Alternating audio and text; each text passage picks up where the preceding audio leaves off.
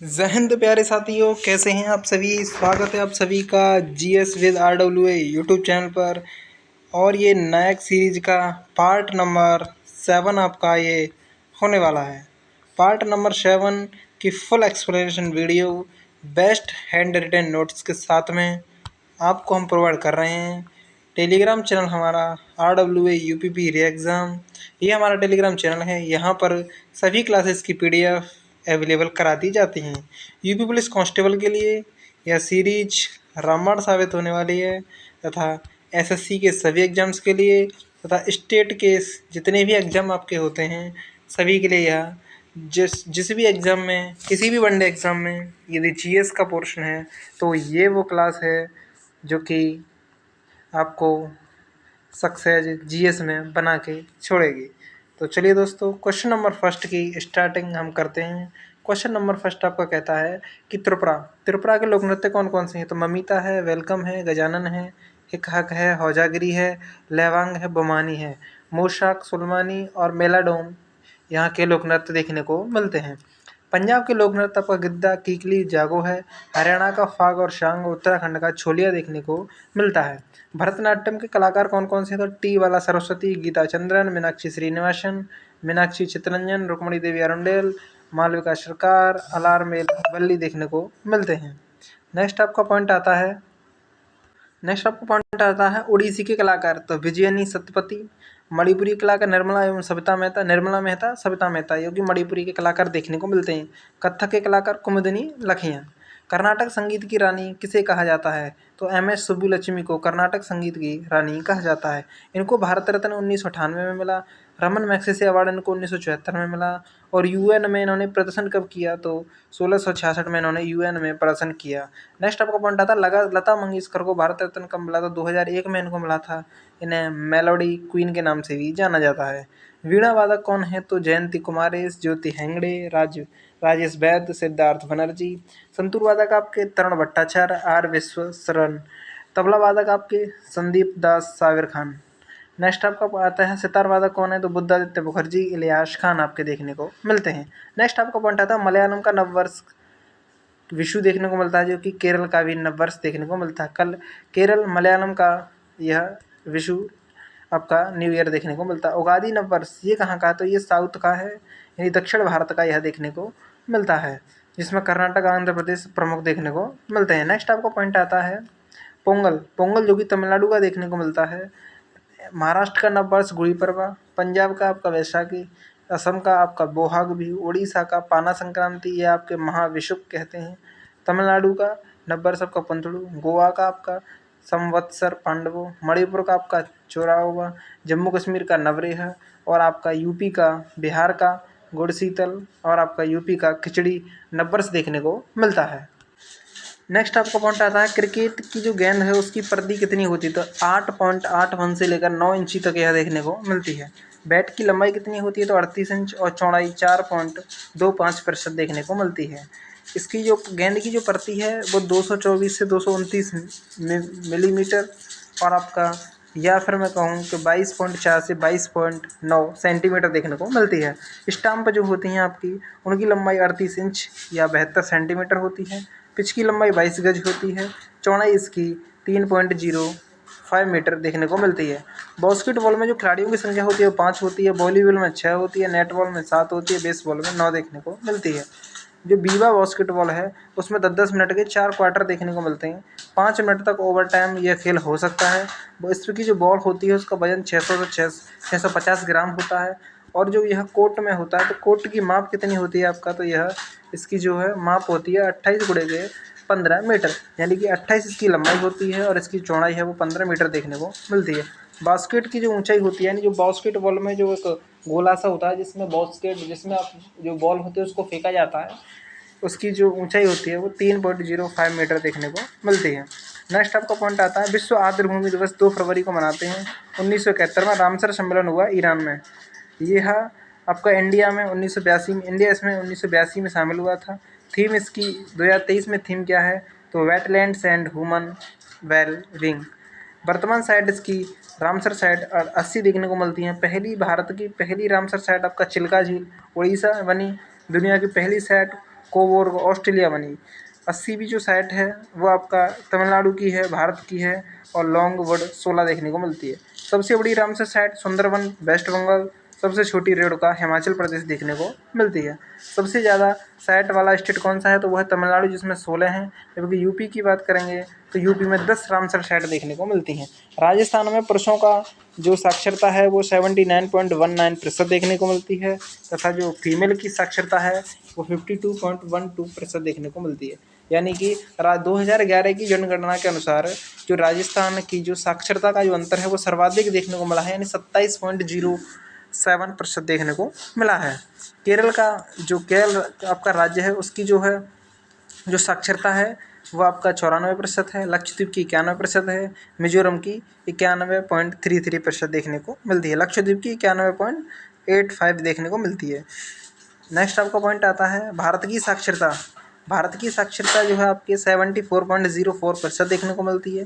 यही पुरुषों में आपका 82% के अप्रॉक्स और महिलाओं में 65% के अप्रॉक्स देखने को मिलती है। मतलब महिला और पुरुषों की जो साक्षरता है उसके बीच जो अंतर है वो 16.68 देखने को मिलता है।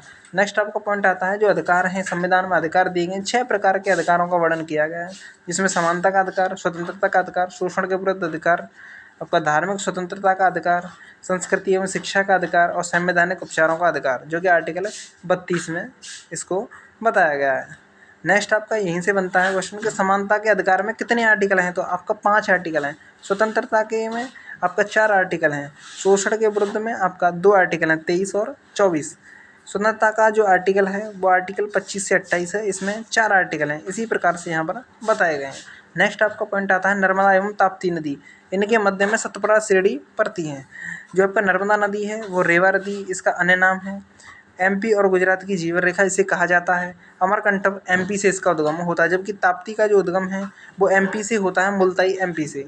नेक्स्ट आपका पॉइंट बनता है भारत में हरित क्रांति के जनक कौन है, तो एम एस स्वामीनाथन। विश्व में नॉर्मन बोरलॉग जो कि मैक्सिको के देखने को मिलते हैं। पहली बार जो हरित क्रांति है वह आपका 1966-67 में भारत में हुई। भारत में पहली बार जो हरित क्रांति हुई वो 1966-67 में हुई। इस समय जो पीएम थे वो लाल बहादुर शास्त्री थे। कृषि मंत्री आपका चिदम्बरम थे, जो हरित क्रांति का राजनीतिक जनक इनको कहा जाता है। नेक्स्ट आपका पॉइंट आता है नीली क्रांति। यह मछली उत्पादन से संबंधित थी। इसके अरुण कृष्ण के द्वारा इसके जनक देखने को मिलते हैं।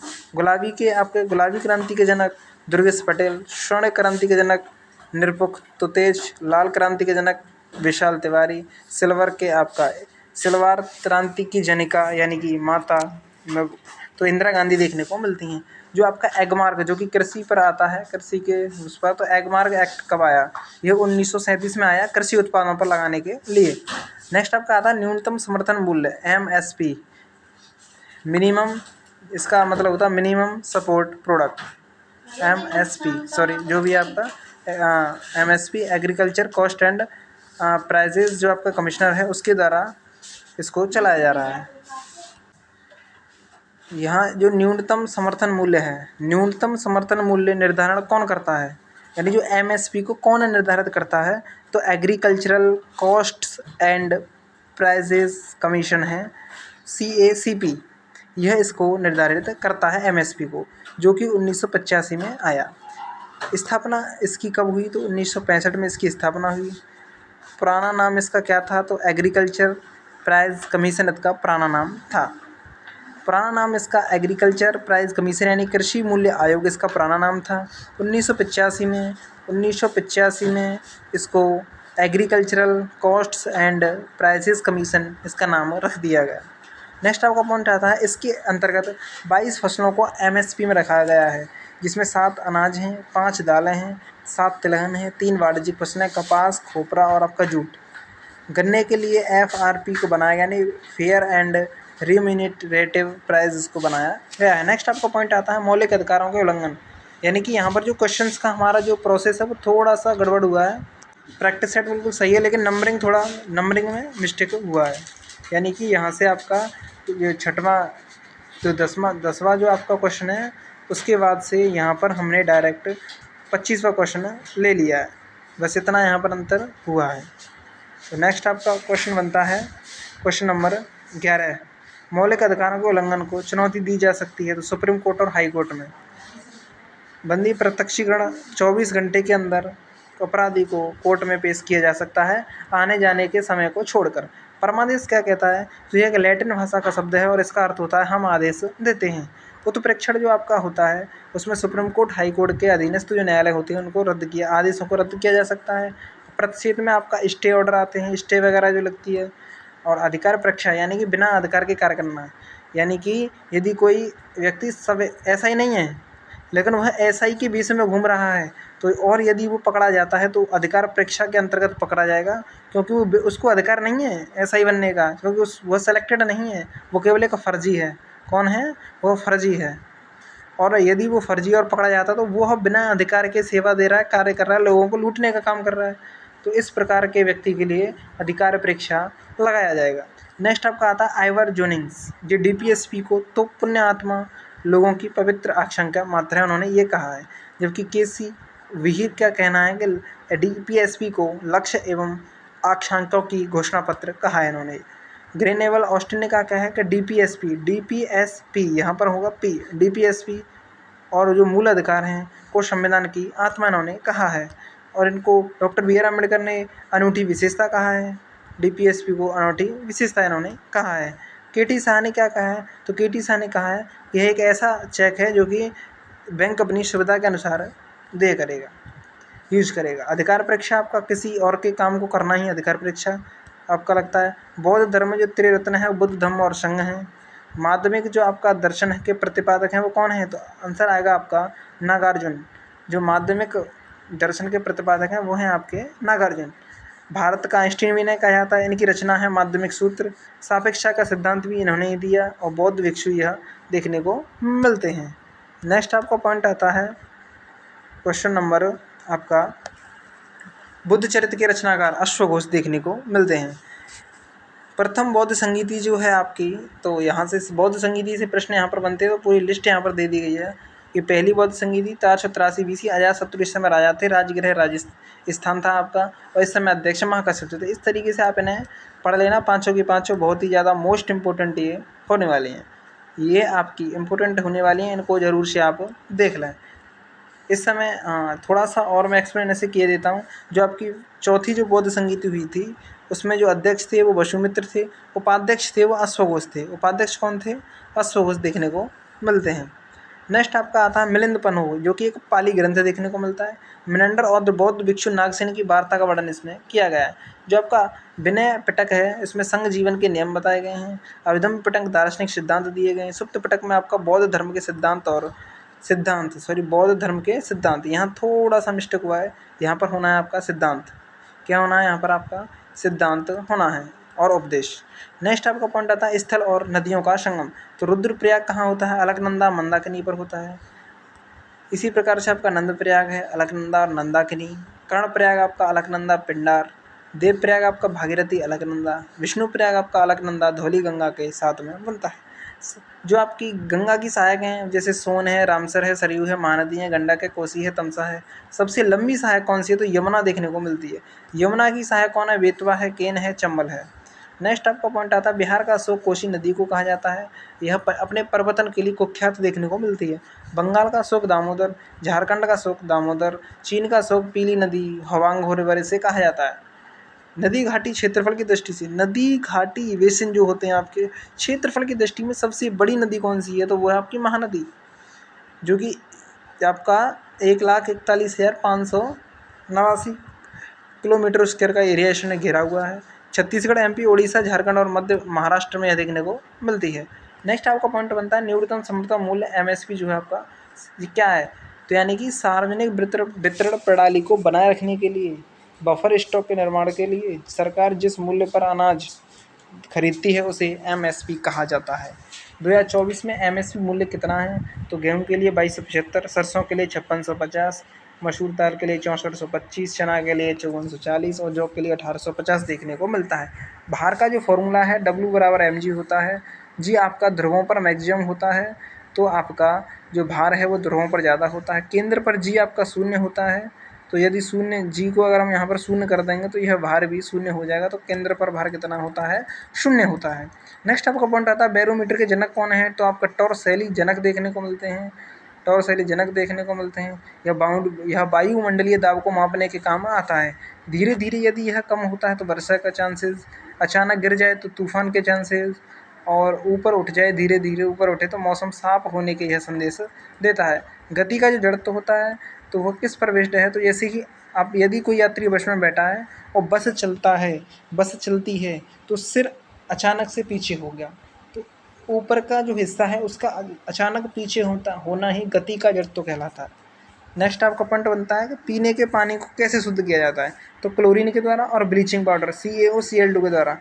ब्लीचिंग पाउडर का रासायनिक नाम में कैल्शियम हाइपोक्लोराइट देखने को मिलता है। पीतल आपका कॉपर जिंक से मिलकर, स्टेनलेस स्टील क्रोमियम निकल आयरन से मिलकर, जर्मन सिल्वर आपका Cu और Zn और निकल से मिलकर, सिल्वर इसमें होता नहीं है। कांसा आपका CuSN। जीवाणु रोग क्या है? जीवाणु रोग कौन कौन से? तो हैजा, टिटनेस, एंथ्रेक्स, जो कि पशुओं के खुर में हो जाता है यह, इसे जीवाणु रोग है। जो प्रोटोजुआ रोग हैं, काला आजार, मलेरिया, पेचिस, निंदा रोग और पायरिया, यह आपके प्रोटोजुआ रोग देखने को मिलते हैं। नेक्स्ट आपका पॉइंट है डेंगू बुखार। यह विषाणु जनित रोग है और एंडीज मच्छर के काटने से यह होता है। जो आपका मलेरिया है वह मादा एनाफिलीज के काटने पर होता है।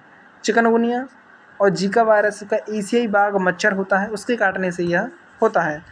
महतारी बंधन योजना छत्तीसगढ़ की है। CM मितान योजना ये भी छत्तीसगढ़ की है। CM महतारी न्याय रथ योजना ये भी छत्तीसगढ़ की है।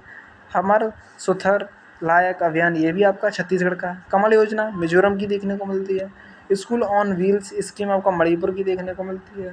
CM बाल आशीर्वाद योजना ये आपकी MP की देखने को मिलती है।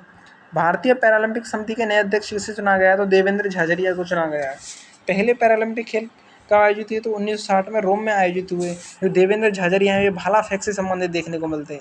राष्ट्रीय पैरालंपिक समिति 1992 में इसका गठन हुआ। जो आपकी अंतर्राष्ट्रीय पैरालंपिक समिति है यह आपकी 1989 जो है आपका 1989 में बोन जर्मनी हेडक्वार्टर इसका माना गया है। नेक्स्ट आपका पॉइंट आता है जो आपका अंतर्राष्ट्रीय पॉइंट आता है जो आपकी पैरालंपिक समिति है उसके जो आपके पूर्व अध्यक्ष हैं वो कौन है?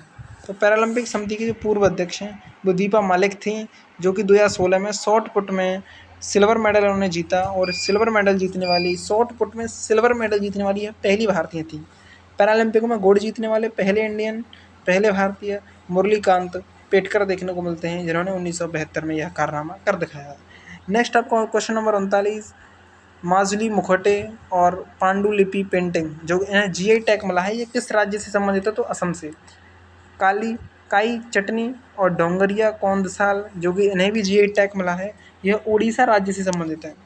जो आदि केकर जो कि एक अदरक की प्रजाति है, इसी भी GI टैग मिला है। बांजू शिल्प है, इसे भी GI टैग मिला है। ये किस राज्य से संबंधित है? तो यह अरुणाचल से संबंधित देखने को मिलते हैं। त्रिपुरा आपका रिसा पोशाक GI टैग देखने को मिलता है। रिसा यह एक पोशाक है। अयोध्या में आपका बेसन के लड्डू हैं जो कि GI टैग इनको मिला है। पूषा कृषि विज्ञान मेला जो कि झारखंड में देखने को मिलता है। 10,000वें जन औषधि केंद्र का उद्घाटन किया गया है झारखंड में, और देवदर जगह पे यह किया गया है। प्रधानमंत्री मोदी के द्वारा इसका उद्घाटन किया गया है। विधवा विवाह प्रोत्साहन ये जो योजना है ये भी आपका झारखंड की देखने को मिलती है, जिसके जो विधवा पुनर्विवाह अधिनियम, विधवा पुनर्विवाह के जो आपके जनक हैं वो ईश्वर चंद्र विद्यासागर को माना जाता है। इन्होंने महान प्रयत्न किए इसको रोकने के लिए, इसको दोबारा से चलाया गया विधवा पुनर्विवाह अधिनियम इन्होंने ले लाए ईश्वर चंद्र विद्यासागर। यहाँ पर आपके जो 40 क्वेश्चंस हैं ये यहाँ पर आपके 40 क्वेश्चंस कंप्लीट होते हैं। 40 क्वेश्चंस की सीरीज बिल्कुल ही बेस्ट नोट्स के साथ में आपको प्रोवाइड करा दी गई है। PDF हमारे Telegram channel RWA UPPD exam पर यहाँ प्रोवाइड कर दी जाएगी।